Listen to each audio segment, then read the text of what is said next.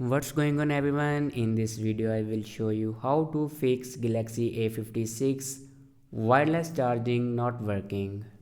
So let's start the video. First of all, restart your device. For restart your device, press and hold power button and then click on restart. After restart your device, then open settings and scroll down and click on battery. Now scroll down and click on charging settings, and here you can turn on your fast wireless charging. After turn on your fast wireless charging, then go back to the main page of your settings and scroll down and click on updates. Now here you can check your latest version will be updated or not. If it doesn't update to latest version, then update it to latest version. After updating a latest version, your problem will be fixed.